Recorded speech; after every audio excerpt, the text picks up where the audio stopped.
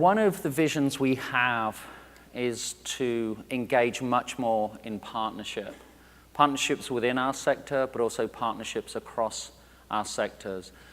And these guys are the people that keep us safe. And many of the presentations aren't about keeping us safe, but actually is how we as humans, as individuals, as decision makers, of people dealing with disasters, need to keep that humanity, need to keep our intelligence, need to understand it. So these are actually lessons in leadership. So this session is about how these guys' experiences can really be applied to what we're doing. So first off, I want to invite Dr. Danjel Bout up on stage. I am incredibly honored that Dan is is here. I'm not going to do justice to what's currently going on, but you just flew down this morning to be with us. Somebody picked you up at the airport at 7:30. Absolutely. Do you want to tell everybody why? So right now we have one of our counties, Kern County specifically, that's facing a fire that burned through several other communities. So that community right now is working alongside CalOES and a lot of our other state partners to get up and functioning again. Yeah, so I'm incredibly grateful for Dan to taking the time to be here and share his story with you, so thank you. All right, so I work for the California Governor's Office of Emergency Services. And on my first day on the job, I sat down with my watch officer who runs the state's 24-hour alert and warning center. He was running me through just the different disasters that had happened over the weekend. So he started with the simple. There were 7 search and rescue missions in our wildland interface. There was a tsunami warning, nothing came of it. And then he mentioned, we still have an ongoing drought. And because of that drought, which we're still in, we had 3 major wildfires, one of which was in an urban interface, similar to what we saw 3 days ago in Kern County. And on top of that, we also had 2 floods. So we had a flood in our deserts, which caused a piece of critical infrastructure on our highways to drop. And we also had a glacier in one of our alpine areas melt and cause a lot of damage in a riverine community. So I stepped back and I said, okay, let me just make sure I get this right. So we're in a drought, we have wildfires, and we had 2 simultaneous floods. What do you even call that? And he looked at me the kind of, the way you look at a child who doesn't really understand what he's asking, and he said, Dan, this is California, we call that a Monday. And it hasn't, and he was absolutely right, it hasn't changed. The pace in California, the scale and complexity of disasters we face is bizarre. It covers just about anything you can imagine. The intersection of our populace, the technological infrastructure, and the natural and man-made hazards combine to create some very unique circumstances. And so we don't work in the blue sky environment, we work on those bad days. Now, CalOES gets involved when the local capability has been, basically compromised because of the complexity of a disaster. And you have to think about that because California has some of the best first responders in the nation, and an enormous range of capabilities at the local level. So by the time my staff gets engaged at CalOES, it's already a really bad day in California. And so one of the difficulties you face in emergency management is that time is always extremely salient.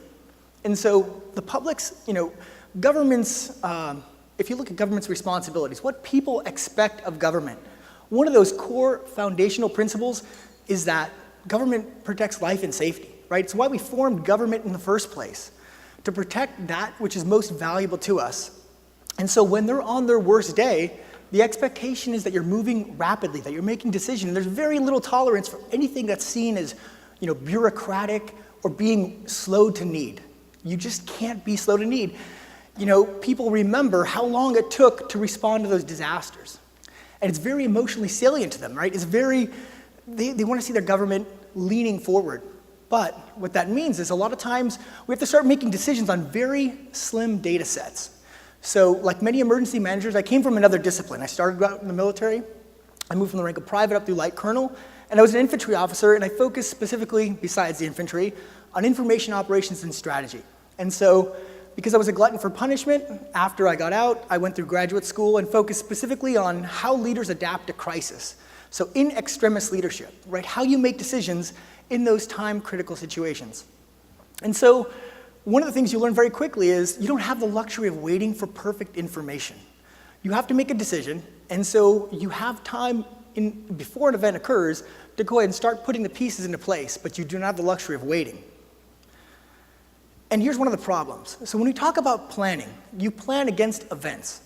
Japan had some of the most robust emergency plans possible, right? They based their earthquake models off the best geophysical data, the best seismology, and they had incredible engineering codes to make sure they protected their populace in the worst earthquake they thought was scientifically probable. Well, so they had an earthquake that was significantly larger in magnitude than they expected. That was followed by a tsunami that was far larger than they expected and plowed right through a lot of their defenses they'd put in place for that tsunami. So now you have what effectively is a hydraulic ram, a lot of water carrying a lot of debris. Anything that's not mobile now is, and it's hitting these buildings, knocking them off their foundations. That becomes more debris. And now, because you've damaged your infrastructure, those buildings light on fire. So you started out the morning with a great earthquake plan, a great tsunami plan, and by that afternoon, you have households that are now floating out to sea on fire, and on top of that, there's hazardous materials everywhere, and you have the possible radionucleotides, just a couple miles down the coast. How do you plan for that? The simple truth is you do not plan for that kind of incident. What you do is you plan for a host of contingencies. You have to have a lot of flexibility. In emergency management, it's not about just being efficient, because a lot of times you can be incredibly efficient and not be effective.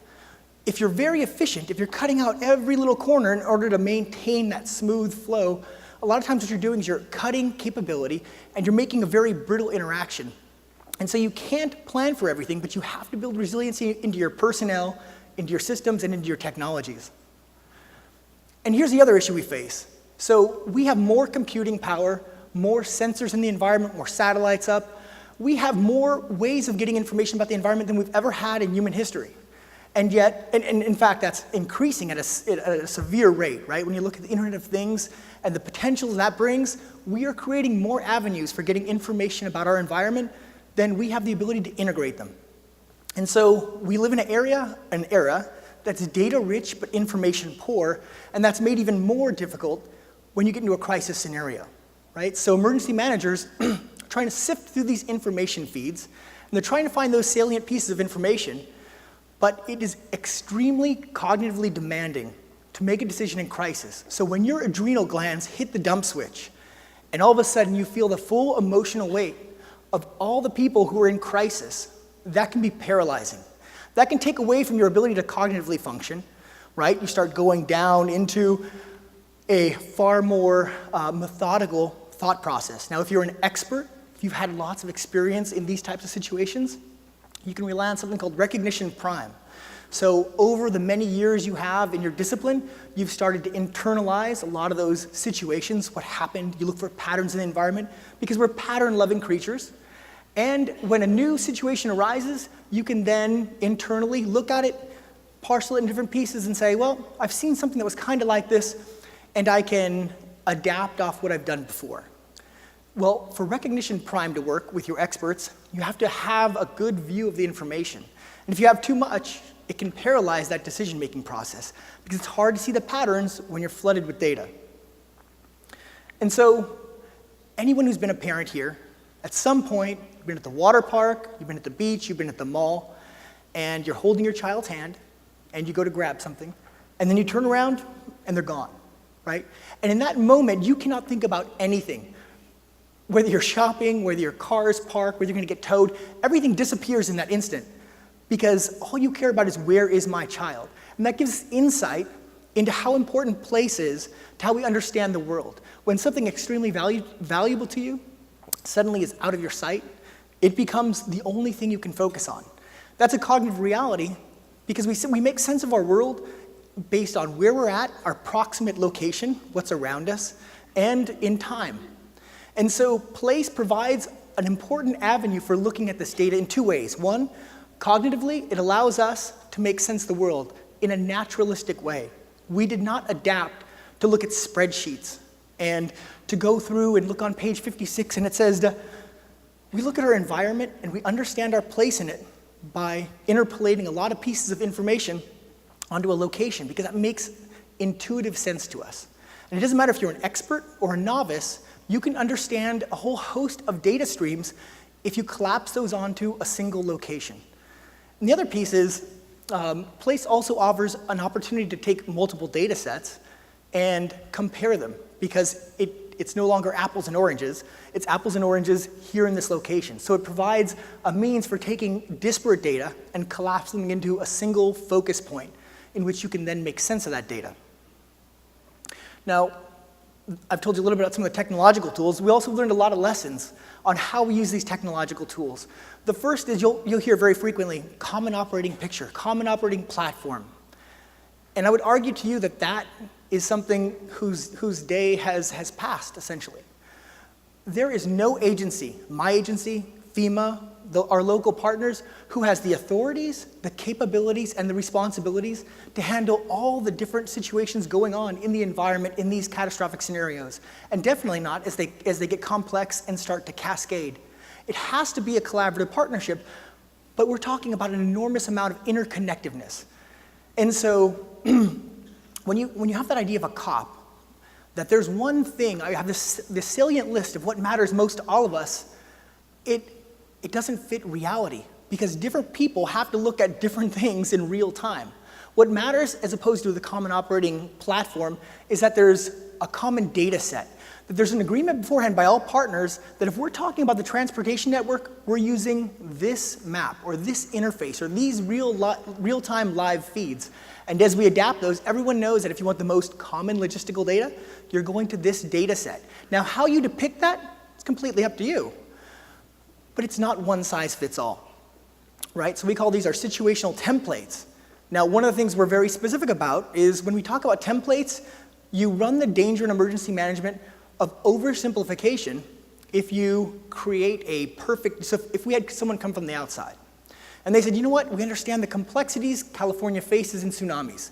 So let me build you a beautiful board that looks into all the complexities you see in a tsunami, right? And it could be the most effectively engineered product you've ever seen. But if you've overbuilt it, in the sense that it loses the flexibility, then it locks you into a bad decision path. So when you get into those scenarios that you couldn't have perceived, you lose that flexibility to adapt. And so again, we don't want to have brittle systems. We want to have templates that fit generic situations and that we can then modify on the fly based on the requirements in that specific disaster. One of the key pieces was, FEMA did an analysis. They asked emergency managers across the nation, you know, how valuable is information? What is that? How quickly does it depreciate? And unsurprisingly, it depreciates enormously fast in disasters. So knowing something is absolutely critical as an event unfolds, that becomes less and less important. So again, that emphasizes the need for speed. If you wait for perfect information, you got to realize you're chasing something that's depreciating very rapidly. So that's an important lesson as we shape our technological systems. Another key lesson is that tools can be anchors, and that can cut two ways. So on the positive side, having a tool allows for moving forward when you're faced with that incredible level of uncertainty. You feel that pressure, that community's relying on you. You have to make a decision. You know you have poor data. Having an effective tool that says these 4 to 5 pieces of information might be cold data, might be nothing more than looking at risk and population metrics. This allows you to make a decision, right? It's prompting you when you're already under high demand. So it works effectively to cognitively anchor you so you can make a decision. You can get out of that fight, flight, or freeze situation. On the downside, it can serve as an anchor also, right? So what it can do is it can reduce your flexibility. If you run into the checklist mentality, you've effectively lost a lot of your ability to adapt to the unique aspects of that environment. And lastly, the key lesson we've learned is that plans have to be operationalized. We're past the era where binders will save us. If we have a 300-page catastrophic plan with 50 annexes, that's fantastic. But we read on average between 80 and 120 words per minute. We keep about 60% of what we retain. So who's going to spend the weeks to actually retain most of the information in these plans? There will be a subset of your staff, but it won't be all of them. And so when you move from having an annex, and I'm not saying these aren't important, these are absolutely critical, but they need to have a parallel in a technological tool, right? So when you take all the different logistical supply routes, when you take all the different shelter locations and you put those into a map, you do two things. One, you operationalize it. You can then see how things fit, the interconnectedness between those different aspects, and you can also model. So you can sit there on your lunch break and say, hey, if I take this key bridge out, how long will it take to get from point A to point B? You can test your knowledge by tweaking things, right? You're not relying on a planner or a scientist to tell you this is how it's going to play out, because we have a perfect track record for getting that wrong. No one has that crystal ball. And so turning these plans into live feeds, into things you can toy with, you can rationalize, allows us a path forward. So finally, these are just some of the tools we've used. And again, I waited to the end to show this because they're just tools, right? They show how we take complex data sets and we collapse them to make sense of an environment. And they differ because the different threats we face require different types of challenges. But what you're seeing is specific for CalOES. So, in the biggest of those, what you're looking at is we had 3 major catastrophic wildfires burning, and we had to have a tracking mechanism for how many thousands of first responders we had out in the field, for how many engine strike teams we had out there. So we understood where we were at in terms of reaching the max capacity of the state. And we also wanted to know, how do those fires rank? And so again, it's not about the tool, it's about how you use it. And so what I advise everyone on is, when you talk about crisis and how you adapt to crisis, don't plan for the blue sky. Don't plan for efficiency. You'll have an essentially brittle system. You have to plan for a technological system that supplements our human realities, right? The fact that when we're stressed, we don't make great decisions. And if you do that correctly, not overbuild it, but build it and have a team on hand that can adapt that in real time for your use, you'll be effective in crisis, because you'll be using some of your best abilities, you'll be leveraging your expertise and the technologies in order to make the best decision and avoid those California Mondays.